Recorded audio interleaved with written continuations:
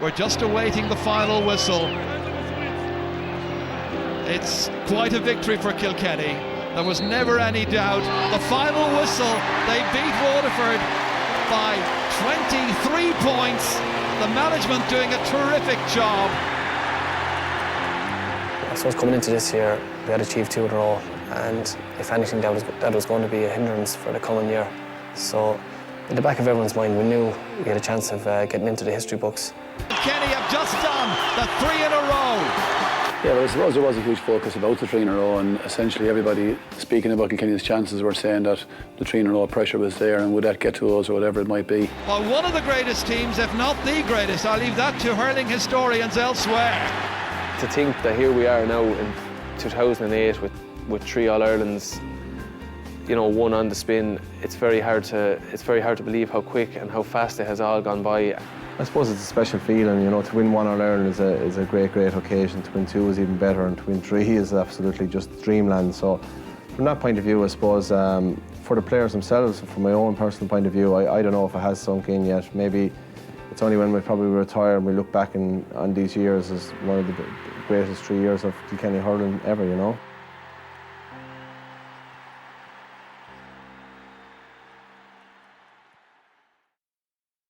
We have great players in Kilkenny, but you need to be able to gel them all together. It's the same with Chelsea in the soccer there a few years ago.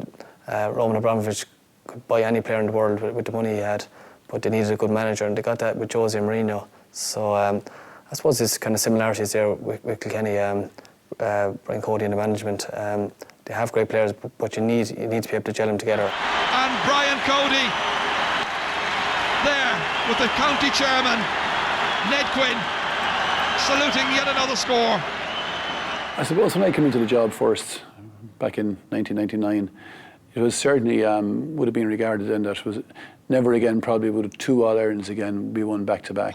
Jackie Tyrrell, the captain in 2006, another All-Ireland medal winner in 2007.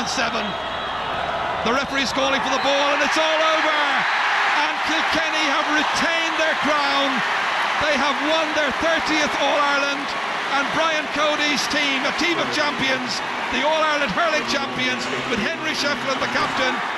Well, Henry got a serious. Henry got, you know, the cruelest of all injuries for all sports people. In the cruciate in last year's All-Ireland final when he was captaining the team. You just don't know, something happens, you get a little tip in your leg, and next thing your cruciate ligament is gone and you're out for 8 months. I was happy that, you know, the surgeon's job, they told me that it would be fine and it'd be better than ever, so that's the way it was, so that was the relief, I suppose. For Henry to come back after such a serious injury, like, and show absolutely no signs of it whatsoever. I mean, you've seen the first match, even the Offaly match there, I mean, a very physical match from the word go.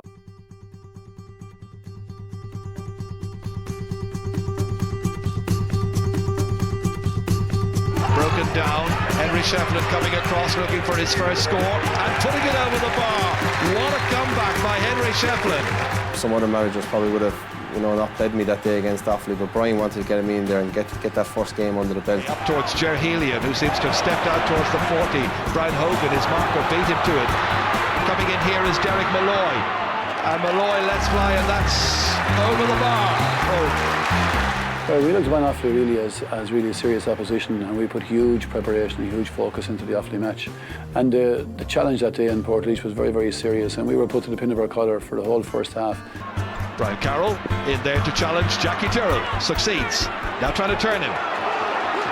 Good work by Carroll. Oh, that is a superb score by Brian Carroll. Personally, I found the Offaly match this year, that was a very, very tough match. I found the start of that match very, you know, the first half was just absolutely hell for leather. Like, I mean, the ball was flying around, and, you know, we don't complain about the physical side of it. We were being hit from all angles. The forwards have come away off the field, and that's not good for Offaly. Certainly somebody has to stand around the square. We got a goal before half-time that kind of set us on the road. Camaraderie drives it to the back of the net. The opening goal of the game. I'll tell you, at half-time of that match, it was great to get into the dressing room and get a bit of a breather, because, you know, it was a shocking tough game. And I mean, I hear about people saying we can peak in August and we can peak for September. If we try peaking in August, we will certainly be going on the qualifier route, because we wouldn't get over either Wexford or Offaly if we weren't ready for them. It's an 18-point victory by Kilkenny. They were the masters. Brian Cody knows it. They're on their way to another Leinster final. If we go into the Leinster Championship anyway off, you know, particularly the first match this year, like that was as tough a match as I can recall us playing. From a physical point of view, I remember there was hits coming in, you were out of breath, there was another hit coming in, and it was the same for the start of the Wexford match.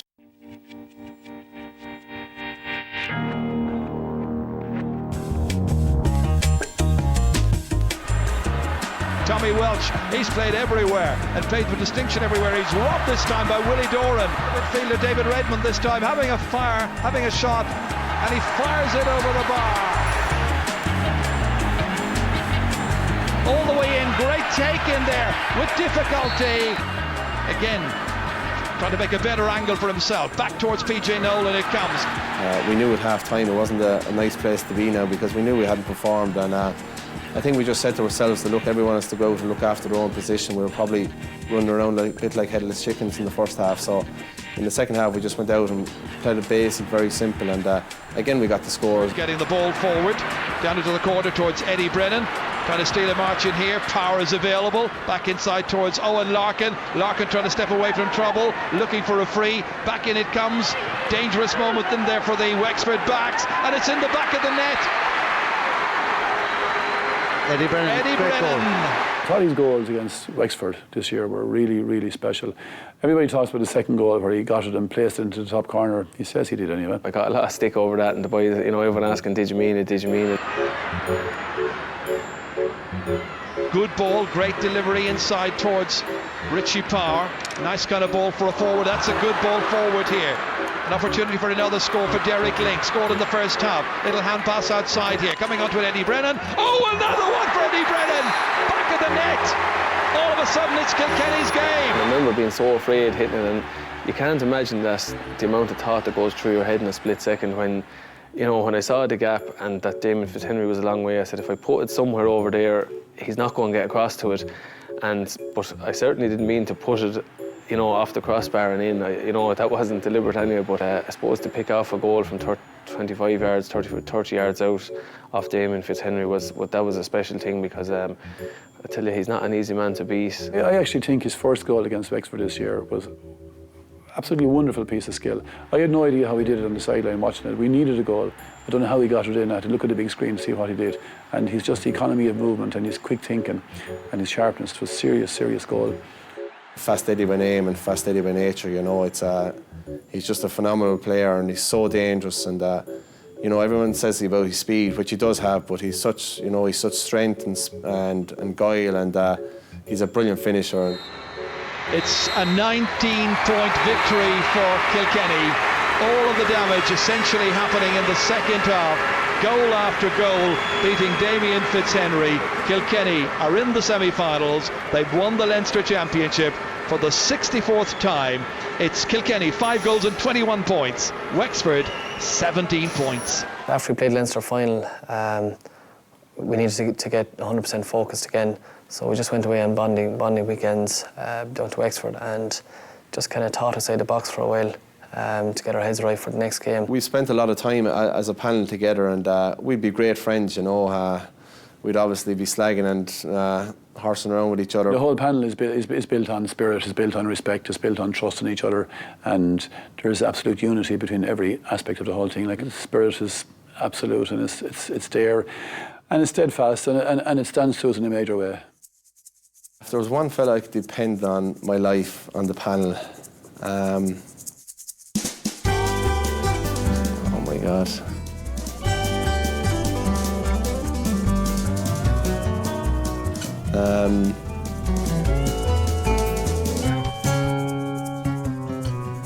They're such lovely fellas. I don't know which one I'd pick. Maybe Eddie, because he's a guard. He might look after us best. It depends on if your life to win a ball or whatever. I suppose the likes of Tommy there, because, you know, people probably, you know, they look at Tommy Welsh and he's small in stature, but it's, you know, the fight that's in him is unbelievable, like, you know, and I suppose it's like Anton, if there was ever a ball dropping into the square at the end of a match and you were hanging on by a point, you know, he's the one lad that you could probably back that'll come out with it no matter what. I think the respect is there within the panel for each member of the panel, and for everybody else involved as well. Selectors, physical trainers, medics, county board, clubs, the whole county. Everyone gets on with everyone, and that's what you need. You need everyone pulling together, and obviously if you have 33 lads pushing the one way, you know, you're going to get there that bit quicker than a couple of lads pulling against you.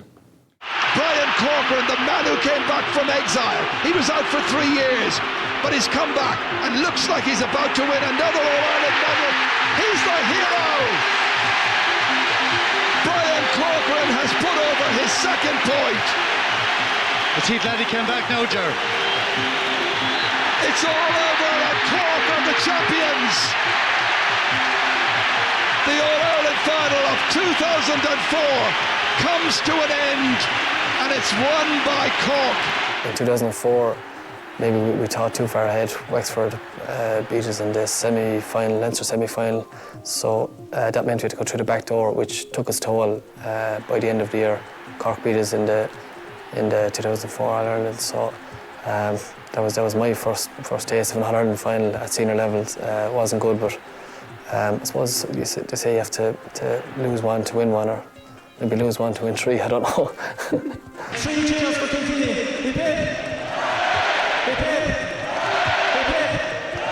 We had been in the same situation, obviously, in 2004, and quite a lot of the players would have experienced it as well. And, you know, I really think the way it was that some players, it was real motivation for some players maybe who had failed in 2004 to win it. In the lead up to the Cork game, we trained very hard, but training is different. They were off playing matches, so we didn't really know what was going to take place on the day. Other players don't think like that. Other players just, you know, the championship is on, let's get in there and try and win as much as we possibly can. I think the team as a whole were very nervous because they didn't know what to expect.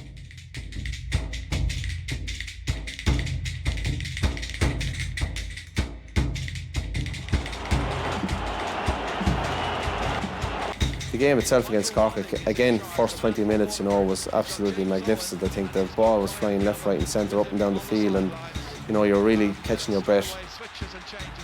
But we were hurling well. Cork were hurling well as well, but we were hurling well and we were moving well, so we felt good about ourselves and we knew that we had a good chance of winning this game, you know. We'll expect Naughton to do a little bit of roaming. Great sense of anticipation. The match everybody has wanted to see for weeks now in hurling. The moment I thought that really changed the temperature for us, or changed the temperature in my mind anyway, was the first half of the Cork match. Tommy Welch was in his usual dogged mood, and he just, I don't know, he shoved one of the Cork players over the line and just went for him, you know. So when you see one of your own players being so aggressive and so fired up for a match, it really kicks home in your own mind, and that rubs off all the rest of the players. And I think Tommy laid down the marker there. I mean, the bit of shenanigans started on the sideline, and you know, I think he did himself and whoever. I think Cha and Brian Hogan and JJ, you know, they showed that we weren't going to be pushed around for the day. Big one down towards Martin Comerford against Dermot O'Sullivan. That's a good catch by Dermot O'Sullivan. Cork got a great score. One of their trademark scores, I think Dermot O'Sullivan came out and won the ball and threw it out to Sean Ogan. Sean Ogan went here and past me, left me for dead, and gave it to Jerry O'Connor, and I think Jerry turned around and put it over the bar, and the roar went up, and it was just frightening, you know. That's magical. It was really Cork at this stage. Look at the number of players in there in the centre, and it's Owen Larkin emerging from that group. It's a dangerous moment. There's a goal chance, and it's buried, and it's Owen Larkin who gets the game's first goal after 29 minutes. I think that score just kind of told us that we were there, and as I said, we were hurling well, and we were going to try and drive it on from here. What an absolutely brilliant finish this is. As the final whistle goes, it's Kilkenny who are en route to the All-Ireland final.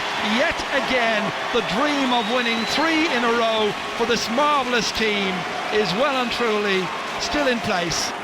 A great match to win in the end, because I mean, Cork are one team that we have absolutely massive respect for. I mean, Cork are 2 years there, they were on line for the 3 in a row, like, and everyone saw where the level that Cork were at, so you know, we said we wanted to get up there and compete with them, and I think that's the challenge, that you always want to beat the best. To be fair, I think Everton has become more modern, and training has become highly scientific, and everyone's diet and everyone's so fit. In years gone by, I suppose we used to come back after the winter and we could have a few pounds extra on our belts. We had a meeting in Kieran's College in Spring Hill in 2006, And I remember Cha at the time, being the world of wisdom that he is and maturity, he wanted us all to go off the beer for the 11 weeks that was going to take us to win the championship. And I think Noel Hickey objected to it, thank God.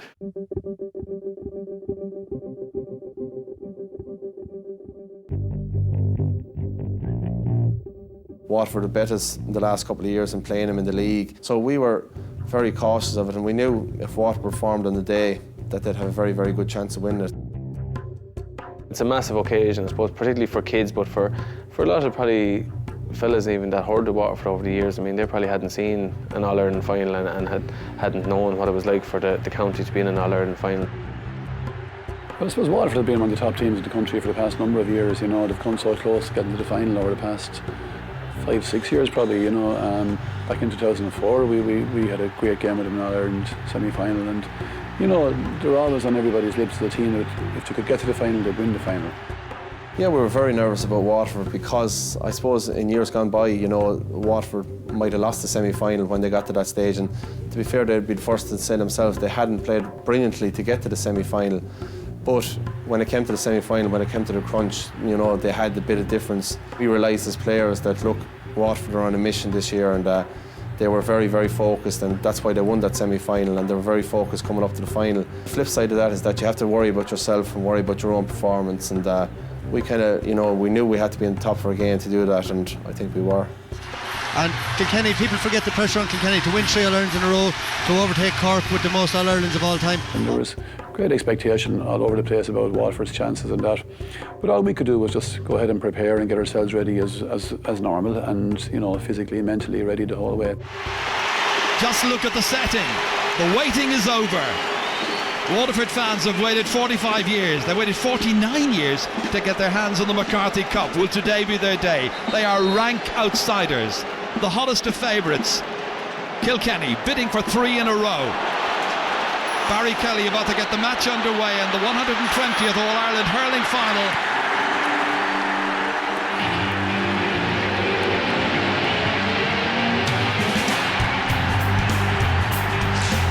I think the point I got in the All-Ireland final this year was probably one of my, you know, favourite scores, because if it had went mile wide, they'd been roaring at me, what are you at, Henry? Henry Shefflin, and he's getting some mileage there against Kevin Moran, and Moran will really have to tie him up big time. I was probably 70, 80 yards out and I just hit it, and I knew the minute I hit it, it was gone, you know, it was just so pure.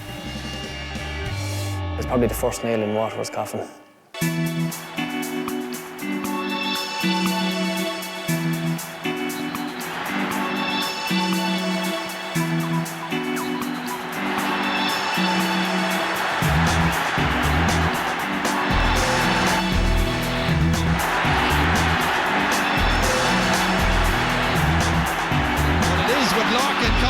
This is dangerous. He's Eddie Brennan inside. Goal! The man with the goal touch does it again. I don't think we expected the game to go that way either. You know, not in our wildest dreams did we think that was going to happen. There'd want to be some plan, some master plan to take the title from Kilkenny at this early stage. I think even at half-time, I don't know, there was kind of a funny feeling in the dressing room. Like, I think a lot of us even probably didn't realise the score was what it was, you know. Kilkenny lead in the All-Ireland final by 2-16 to 5 points for Waterford. We were so focused, even at half-time, I didn't realise how far we were ahead. I think we were 17 points ahead or something, but I didn't even realise that. And the plan was just to take over the second half, the first 10 minutes, and just to make sure. We got great scores, and sure, the way the game went was like a dream for us, really, you know.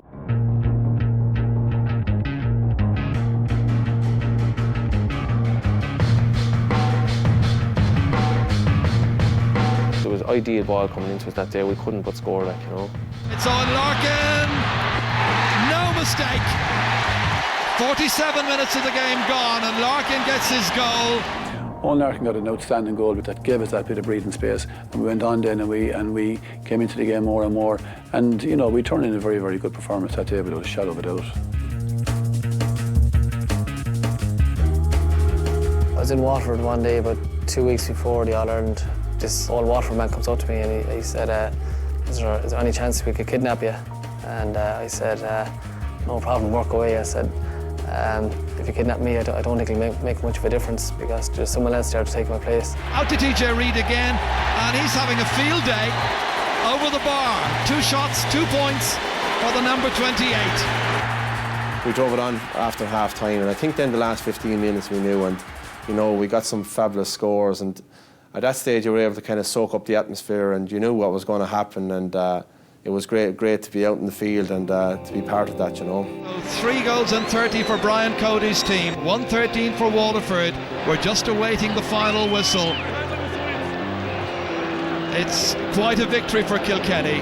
There was never any doubt. The final whistle, they beat Waterford by 23 points. The management doing a terrific job. When the final whistle went, I suppose it was ecstatic.